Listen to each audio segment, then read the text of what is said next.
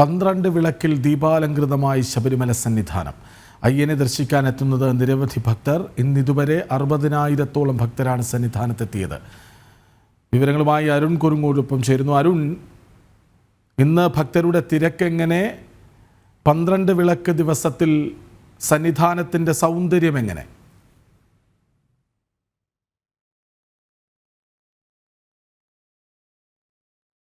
ദീപപ്രഭ ശോഭയിൽ അങ്ങനെ തിളങ്ങി നിൽക്കുകയാണ് അയ്യന്റെ സന്നിധാനം.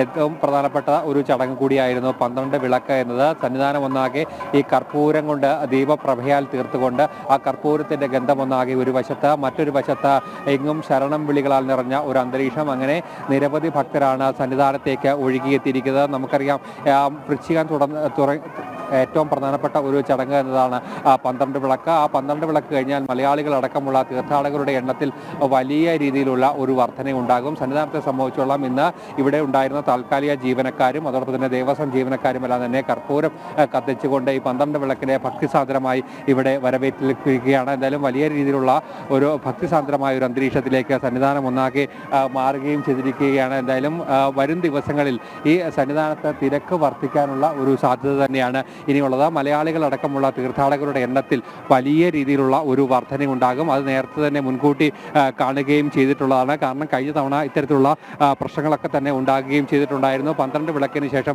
തീർത്ഥാടകരുടെ ഒരു വലിയ നീണ്ട നിര തന്നെ അവിടെ ഉണ്ടായിരുന്നു.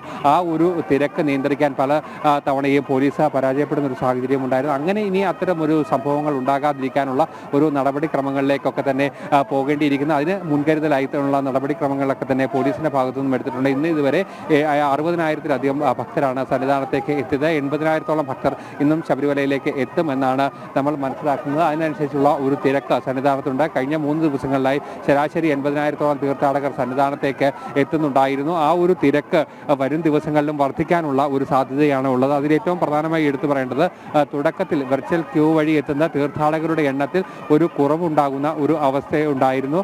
അത് മാറിയിരിക്കുന്നു. പൂർണ്ണമായും 70,000 തീർത്ഥാടകർ ബുക്ക് ചെയ്താൽ 68,000-ഓളം തീർത്ഥാടകർ ശബരിമലയിലേക്ക് എത്തുന്നു. അതോടൊപ്പം തന്നെ ഏറ്റവും പ്രധാനമായി എടുത്തു പറയേണ്ടത്, ഈ സ്പോട്ട് ബുക്കിങ്ങിലൂടെ ആദ്യ സമയങ്ങളിൽ 5,000-ഓളം തീർത്ഥാടകരാണ് എത്തുന്നത് എങ്കിൽ ഇത് ഇപ്പോൾ മാറിയിരിക്കുന്നു. 10,000-ന് മുകളിലേക്ക് വരെ തീർത്ഥാടകരെത്തിയ ദിവസങ്ങളുണ്ട്. അങ്ങനെ വലിയ രീതിയിലുള്ള തീർത്ഥാടക തിരക്ക് സന്നിധാനത്തേക്ക് എത്തുകയാണ്. ശരാശരി 80,000-ലധികം തീർത്ഥാടകർ ഒരു ദിവസം സന്നിധാനത്തേക്ക് എത്തുന്നു. വരും ദിവസങ്ങളിലും ഈ തിരക്ക് തുടരാനുള്ള ഒരു സാധ്യത തന്നെയാണ് നിലവിലുള്ളത്. എന്തായാലും അതനുസരിച്ചുള്ള നിയന്ത്രണങ്ങൾ, ക്രമീകരണങ്ങളൊക്കെ തന്നെ ആദ്യഘട്ടത്തിൽ തന്നെ പോലീസ് അതോടൊപ്പം തന്നെ ദേവസ്വം ബോർഡ് ഏർപ്പെടുത്തിയിട്ടുണ്ട് എന്നാണ് പറയുന്നത്. അതിലേറ്റവും പ്രധാനപ്പെട്ടത് ഭക്തർക്ക് വേണ്ട അടിസ്ഥാന സൗകര്യങ്ങൾ.